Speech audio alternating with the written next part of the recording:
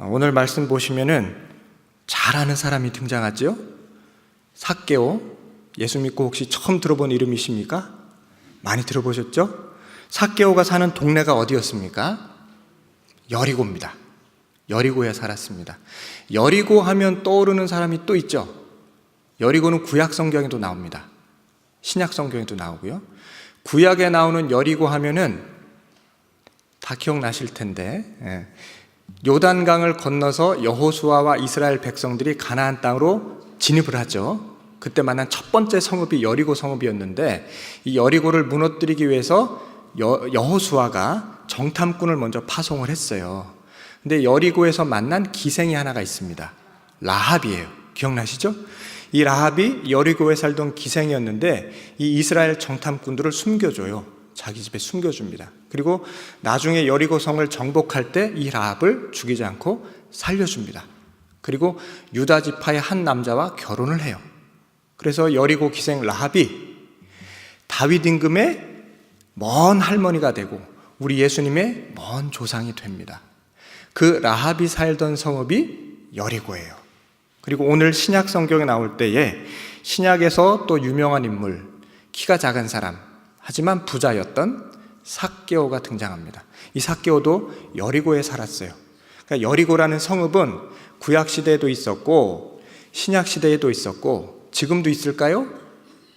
지금도 있습니다.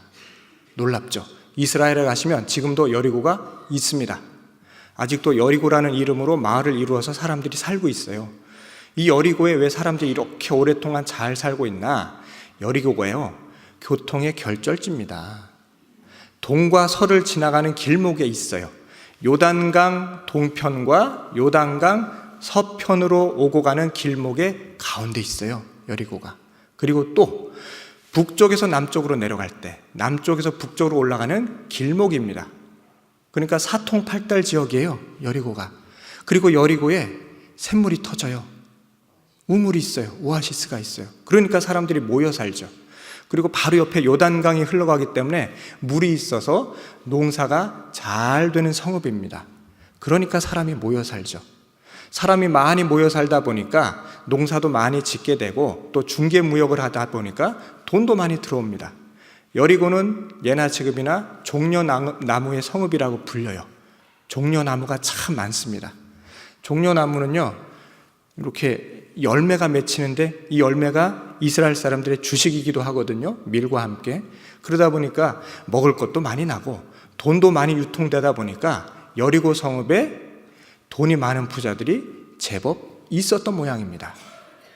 여기에서 삭개오가 세리장을 하고 있었어요.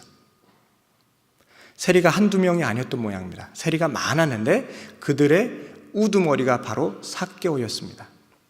그런데 당시 세리는 잘 아시겠지만 이스라엘 사람들에게서 세금을 거두어 가지고 자기들이 이 여리고 땅의 복지나 이스라엘 위해서 세금으로 쓰여지는 게 아니고 이 세금의 대부분을 누구한테 바쳐요? 로마 군인들한테 바쳐요. 당시 이스라엘이 로마의 식민지였지 않습니까? 그러다 보니까 이 세리들이 이스라엘 백성들한테서 세금을 다 걷어가지고, 그것도 그냥 걷는 게 아니고 더 많은 세금, 1,000원만 걷어라, 10,000원만 걷어라 하면은 그 2배, 3배를 걷어냅니다. 그리고선 반은 자기 주머니에 들어가고 나머지 반은 로마 제국에다가 바치는 거예요.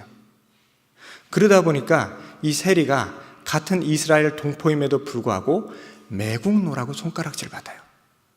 저런 동포의 고열 빨을, 저런 나쁜 녀석들, 이렇게 욕을 먹던 사람들이 세리입니다. 근데 이 삭개오는 세리들 중에 우두머리였어요. 세리장이었어요.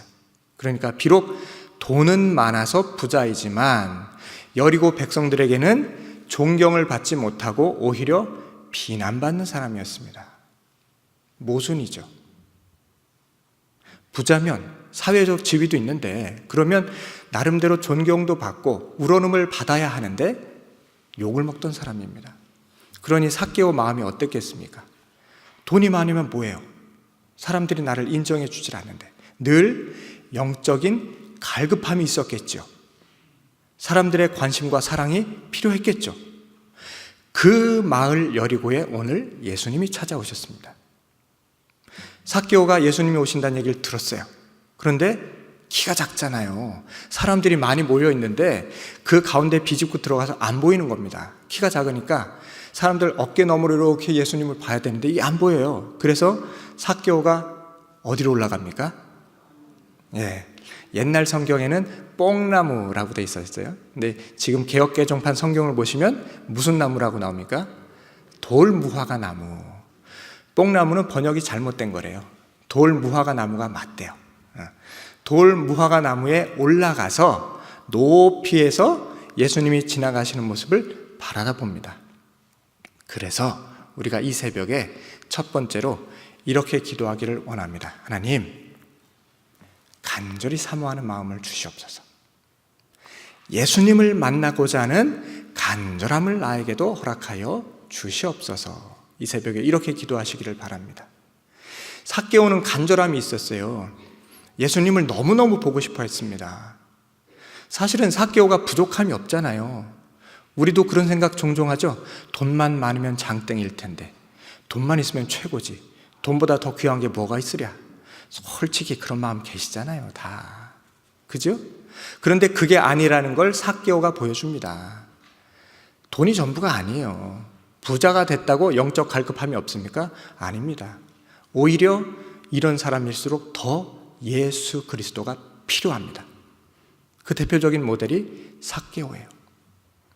뭐가 부족해서 예수님을 보겠다고 이 돌무화과 나무에 올라가겠습니까? 영적인 갈급함이 있었잖아요. 예수님이 오거나 말거나 나랑 무슨 상관이냐. 그러고선 집안에 있어도 되는 사람이었는데, 그러나 예수님을 보고 싶어서 도대체 저 사람을 고치고 죽은 이도 살려낸다는 저 예수님이 누구이기에 사람들이 이렇게 열광을 하는가. 나도 저분이 필요한데, 나도 저분 좀 만나봤으면 좋겠는데, 이 마음으로 삭개오가 길거리로 뛰쳐나왔고요. 너무너무 보고 싶어서 체면불구하고 나무 위로 올라갑니다. 이런 갈급함이 있어야 예수님이 나에게로 찾아오십니다. 그래서 주님, 제가 무슨 일을 만나든 간절함으로 하나님 앞으로 나아오는 저 자신이 되게 하여 주옵소서. 세상의 돈 의지하는 것 아니라, 세상의 권세 의지하는 것 아니라, 혹여 그런 것 갖고 있을지라도 오히려 돈을 잘 쓸 수 있도록, 이 권세를 정말 지혜롭게 사용할 수 있도록 더 주님 앞으로 나오는 내가 되게 하여 주옵소서. 그리하여서 세상 것 가졌다고 목이 고든 백성 되는 게 아니라, 세상 것 가짐에도 불구하고 사람들에게 칭찬받고 존경받는 참다운 그리스도인 되게 하여 주옵소서. 이 새벽에 이렇게 기도하시기를 바랍니다. 삭개오가 나무 위로 올라갔죠. 아마 보고 싶었을 거예요. 만나고 싶었을 거예요. 예수님의 이름을 부르고 싶었을 거예요. 근데 차마 거기까지는 용기가 없었던 모양입니다. 그런데 예수님이 삭개오를 보셨어요. 그리고 나무 위에 올라간 삭개오를 향해서 뚜벅뚜벅 걸어오십니다. 그리고선 삭개오한테 뭐라고 말씀하셔요? 삭개오야, 내려와라. 이제 그만 내려와라. 내가 오늘 너의 집에 어떻게 하겠다고요? 유하여야 하겠다. 내가 오늘 밤 니네 집에 가서 하룻밤 좀 자야 되겠다. 신세 좀 지잤구나. 예수님이 이렇게 말씀하십니다. 이 이야기에 삭개오도 놀라고 이 여리고 모든 백성들도 다 깜짝 놀랍니다. 삭개오는 예수님이 자기에게 찾아오셔서 자기 이름을 불러주신 거에 깜짝 놀라요. 아니, 내가 누군 줄 알고 내 이름을 아시냐? 이러고선 깜짝 놀라서 삭개오가 기쁘게 예수님을 집으로 영접합니다. 자, 그런데 무엇이 재미나냐면, 삭개오는 그렇다 치고 여리고 성읍 사람들의 반응이 더 재미납니다. 여리고 성읍 사람들이 이 사건을 보고 뭐라고 대답을 해요? 사람들이 서로 수군거리죠. 우리 한번 찾아보겠습니다. 7절의 말씀입니다. 함께 읽어보겠습니다. 시작. 뭇사람이 보고 수군거려 이르되 저가 죄인의 집에 유하러 들어갔도다 하더라. 아멘. 여리고 사람들이 보기에 삭개오는 뭐예요? 죄인입니다. 백성들의 고혈을 빨아가지고 로마 제국을 배불리는 사람, 동포들을 못 살게 굴고 저 이방 사람들 더 잘 살게 하는 사람, 그러니까 죄인이죠.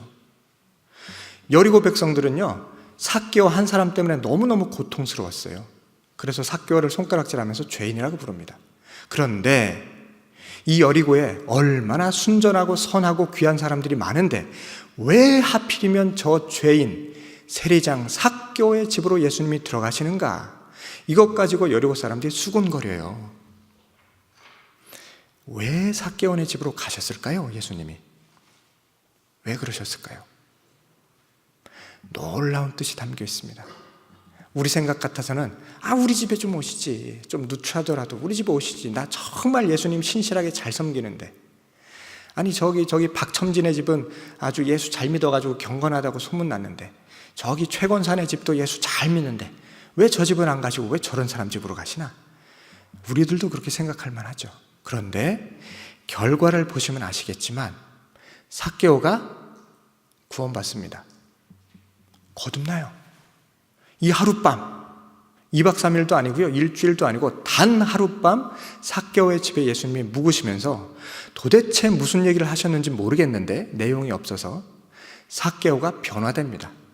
그리고선 다시는 여리고 백성들에게서 정해진 세금 이상을 걷지 않겠다라고 예수님 앞에서 호언장담을 합니다. 자, 그러면 삭개오 한 사람이 변함으로 말미암아 유익은 누가 누립니까? 여리고 백성들이. 이제 이해가 되시죠? 삭개오 한 사람이 변화됨으로 말미암아 삭개오 혼자만 좋은 게 아니고요, 이 사람이 변화되어서 여리고 온 백성들이 구원과 해방을 얻습니다. 그렇죠? 삭개오 한 사람 때문에 여리고 백성들이 다 힘들었어요. 고통스러웠어요. 너무 많은 세금을 내야 되기 때문에. 그래서 삭개오를 욕하고 있었거든요. 그런데 삭개오가 변화됨으로 말미암아 적정 수준의 세금만 내면 되고 나머지는 다 내 수입으로 잡히는 겁니다. 그러니 예수님이 지혜로우십니까? 안 지혜로우십니까? 지혜로우시죠. 삭개오가 변화되면 온 여리고가 행복해지리라는 것을 예수님은 알고 계셨던 겁니다. 그래서 이 새벽에 두 번째로 우리 이렇게 기도했으면 좋겠습니다. 하나님, 이웃들에게 폐를 끼치는 사람이 아니라 이웃들에게 덕을 끼치는 사람이 되게 하옵소서. 이렇게 기도하기를 원합니다. 삭개오 같이 나만 변화되면 나 덕분에 우리 가족들이 평안하고 나 덕분에 직장 동료들이 행복해지고 나 덕분에 우리 마을이 아름다워집니다. 변화돼야 될 사람은 저 사람이 아니고 납니다. 내가 변화되면 모든 일이 순적하게 돌아갑니다. 그래서 이 새벽에 꼭 이렇게 기도해 주십시오. 하나님, 저 이가 변화되게 해달라고 기도할 것 아니라 내가 변화되게 하여 주옵소서.